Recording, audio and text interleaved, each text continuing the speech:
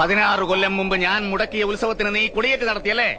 കൊളപ്പുള്ളിയപ്പനെ ജയിക്കാൻ നീ ഉയർത്തിയ കൊടി നീയായിട്ടഴിക്കുന്നോ അതോ ഞാൻ അഴിപ്പിക്കണോ? വാക്കിന് നേരും നിറയുമില്ലാത്ത കള്ളപ്പരിശ. ഞാൻ വന്നത് കണിമംഗലത്തെ പാവങ്ങൾക്ക് വേണ്ടി അപേക്ഷിക്കാനാണ്. അവരുടെ വിശ്വാസങ്ങളും സങ്കല്പങ്ങളും നിഷേധിക്കരുത്, അതിനെ തടയിട്ട് നിൽക്കരുത്. ഒത്തുതീർപ്പിന്റെ സമാധാനത്തിന്റെ വഴിയിലേക്ക് ഇറങ്ങി വരണം. എല്ലാം ശുഭമായി അവസാനിക്കുന്ന ഒരു ദിവസത്തെക്കുറിച്ച് ഞാൻ ചിന്തിക്കുന്നുള്ളൂ. നീ ഒരു സൂത്രശാലിയായ കുറുക്കനാണ്. അപേക്ഷിക്കാൻ വന്നിരിക്കുകയാണല്ലേ? ആൽത്തറക്കാവിൽ കൊടിയേറ്റ് കഴിഞ്ഞാൽ 16-ാം നാൾ ഉത്സവം. അതാ കണക്ക്.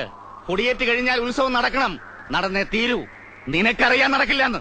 കുളപ്പുള്ളി അറയിലെ തിരുവാഭരണങ്ങൾ പുഴക്കരയിലെ വട്ടത്തറയിൽ ഞങ്ങൾ കൊണ്ടുവന്ന് തരണ്ടേ? പ്രളയം വന്ന് സർവ്വതും നശിച്ചാലും നിനക്കറിയാം അത് സംഭവിക്കില്ലെന്ന്. അപ്പൊ നീ അടവ് മാറ്റി അപേക്ഷയുടെ പുതിയ ഭാഷയുമായി വന്നിരിക്കുന്നു. പോടാ, കണക്ക് പുറത്ത് പോ. തമ്പുരാൻ എന്ന് വിളിച്ച അതേ നാവ് കൊണ്ട് തന്നെ ചെറ്റെ എന്ന് വിളിക്കേണ്ടി വന്നതിൽ മനസ്താപമുണ്ട്. എടോ, അപ്പനെന്ന് പേരുള്ള തേർഡ് റേറ്റ് ചെറ്റെ, താൻ ആരാടോ? നാട്ടുരാജാവോ? തന്റെ ഈ കളരിയും മർമ്മവിദ്യയും തരികയുടെ നമ്പറുമെല്ലാം ചെലവാവും ഇവിടുത്തെ പാവം ജനങ്ങളുടെ അടുത്ത്. ഇത് ആള് വേറെയാ. കളി ഒരുപാട് കണ്ടവനാ ഞാൻ. കൊടിയേറ്റ് നടത്തിയെങ്കിൽ ഉത്സവം ജഗന്നാഥൻ നടത്തും. തന്റെ അറയിലോ അപ്പൂപ്പന്റെ കുഴിമാടത്തിന്റെ ഉള്ളിലോ വെച്ചിട്ടുള്ള തിരുവാഭരണത്തിന്റെ ആമാടപ്പെട്ടി താൻ കൊണ്ടുവന്ന് തരും. പുഴക്കരയിലെ വട്ടത്തറയിൽ ഞാൻ തന്നെ വരുത്തും. ഇതിനിടയിൽ അറിയാവുന്ന നാറിയ കളികളെല്ലാം താൻ കളിക്കുമെന്ന് എനിക്കറിയാം.